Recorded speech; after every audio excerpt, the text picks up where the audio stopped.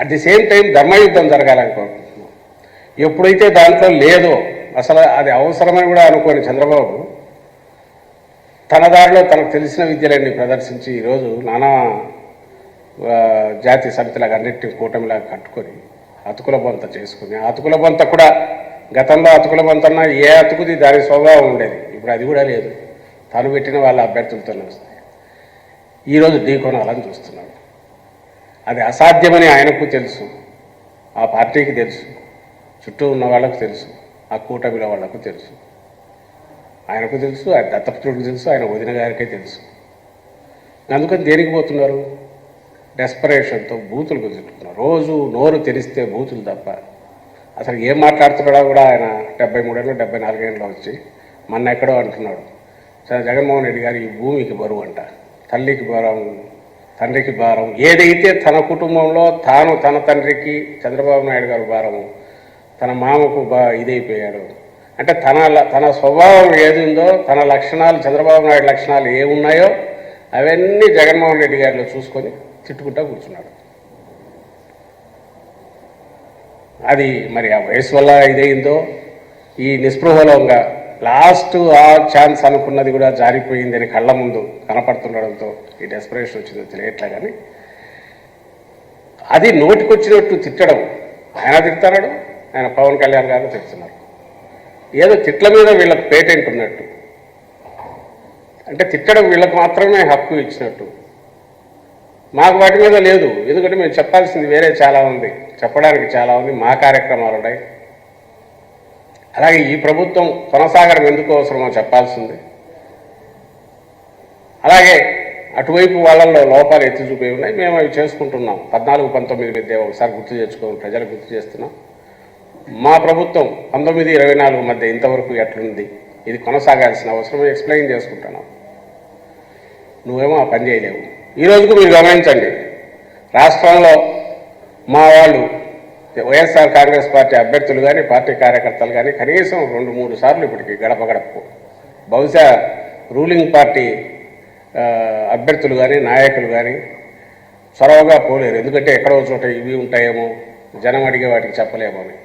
కానీ జనం పిలిచి మా ఇంటికి రమ్మని కోసం పిలుస్తున్నారు, మా నాయకులు వెళ్ళగలుగుతున్నారు. ఎందుకంటే జగన్మోహన్ రెడ్డి గారు తీసుకొచ్చిన విప్లవాత్మక సంస్కరణలు కానీ, ఆ పథకాలు నేరుగా అందడం కానీ, వాటి వల్ల చిన్నపాటి అవినీతికి ఆస్కారం లేకుండా, ఎక్కడ ప్రిఫరేజ్ లేకుండా స్ట్రైట్గా బెనిఫిషరీస్కు శాచురేషన్ బేసిస్ మీద కంటిన్యూస్ ఆన్ డాట్ చెప్పిన టైంకి అందుతుండడం, చెప్పిన హామీ నిలబడడం, ఇవన్నీ అనుభవించి ఎంజాయ్ చేస్తున్న స్వానుభవంలో తెలిసిన వాళ్ళు మాకు జగన్ అన్న కావాలా, మీరు మీ అన్న చేసిన పథకాలు ఇవన్నీ ఇంత బాగున్నాయి, మాకు ఇంకా ఇవి వచ్చినాయని గుర్తు చేసి మరి పిలుస్తున్నారు. రూలింగ్ పార్టీలో ఇంత ఆదరణ రావడం, ఇంత పాజిటివ్ ఇది ఉండడం అనేది బహుశా అరుదుగా ఉంటుంది. అది ఇక్కడ బాగా కనిపిస్తుంది. వేరే తెలుగుదేశం పార్టీ నాయకులు కానీ వాళ్ళు కానీ ఎన్నిసార్లు డోర్ టు డోర్ పోయారని చెప్పమానండి. రూలింగ్లో ఉన్నప్పుడు ఎప్పుడు పోలేకపోయారు, పైపైన అట్లా టచ్ చేసి వచ్చేవారు. ఇప్పుడు కూడా పోలేకున్నారు. అపోజిషన్లో ఉండేవాళ్ళు పోగలగాల, ఎందుకు పోలేకున్నారంటే చెప్పడానికి ఏం లేదు. పోతే ఆ చంద్రముఖి దీంట్లో గుర్తొచ్చినట్టుగా 14-19 మధ్య రోజులు గుర్తొస్తాయి, అవి గుర్తొస్తాయి. 14-19 మధ్య ఏం జరిగింది అనేది గుర్తొస్తుంది వీళ్ళ మొహాలు చూడగానే, లేదా వీళ్ళు పోయి చెప్పగానే. ఏం చెప్తారు? చంద్రన్న కానుక ఇచ్చిన వారని చెప్తారా, అన్న క్యాంటీన్ అని చెప్తారా, లేక రుణమాఫీ, రైతుల రుణమాఫీ పూర్తిగా చేశామని చెప్పగలరా, లేదా డ్వాక్రా రుణాలు మాఫీ మేము చేసినామని చెప్పగలరా? ఏమి చెప్పలేరు. ఎప్పుడైతే ఏమి చెప్పలేరో, వాళ్ళు అడిగే మాటలకు సమాధానాలు, ప్రశ్నలకు సమాధానాలు లేవో, అది అవాయిడ్ చేస్తున్నారు. మరి ఎక్కడ ఉంటున్నారంటే ఇదో ఇట్లా మీటింగ్లు పెట్టుకుని బయట తిట్టడం, దానికి ఎక్కడైనా రియాక్ట్ అయితే 4 చేరేస్తాం, డొక్క చెడతాం, డోలు కడతాం అనడం. ఇది కాక ఎలక్షన్ కమిషన్ మీద విపరీతమైన ప్రెజర్ పెట్టడం, ఈ దారులు తప్ప నువ్వు నిఖార్సైన రాజకీయ పక్షం అయితే, ప్రజలతో నిజంగా నీకు సంబంధం ఉంటే, ప్రజల కోసం పనిచేస్తుంటే, ప్రజల దగ్గరికి వెళ్ళి ప్రజలకు ఏం కావాలన్నాడు, ప్రజలకు నువ్వేం చేశావో చెప్పు. ఈరోజు కూడా చేయలేకున్నాను. ఈ డెస్పరేషన్ నుంచి డబ్బులు కుమ్మరిస్తున్నారు. ఏం జరుగుతుందో కూడా మీరు గమనిస్తున్నారు. అక్కడ ఇప్పుడు ఎన్ఆర్ఐస్ మందలుగా దిగుతున్నారట.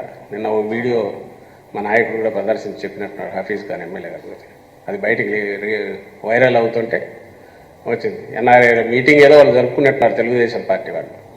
అందులో ఆ పార్టీ కోఆర్డినేటరు ఎన్ఆర్ఐకి సంబంధించిన వ్యక్తి జయరామ్ అనే వ్యక్తి తాను ఓపెన్గా చెప్తున్నాడు, అమెరికా నుంచి వచ్చిన వాళ్ళకు 2-3 లక్షలు ఎక్కువ కాదు, ఆ వైఎస్సీపీ సింపతైజర్స్ ఆ వెధవలు ఎలాగూ వేరు, డబ్బులు ఇచ్చి ఏదైనా చేసి అయినా సరే కన్విన్స్ చేసి అవసరమైతే 2-3 లక్షలు ఇచ్చి అయినా సరే 10 కుటుంబాలను మార్చినా కూడా, అంటే ఓటుకు ఎంత ఇవ్వాలనుకుంటున్నాను, 4,000, 5,000, 10,000 అయినా సరే వీరంతా మీరు చేయండి, మనము మన తెలుగుదేశం పార్టీని అధికారంలోకి తెచ్చుకోవాలని ఓపెన్గా పిలిపిస్తున్నారు.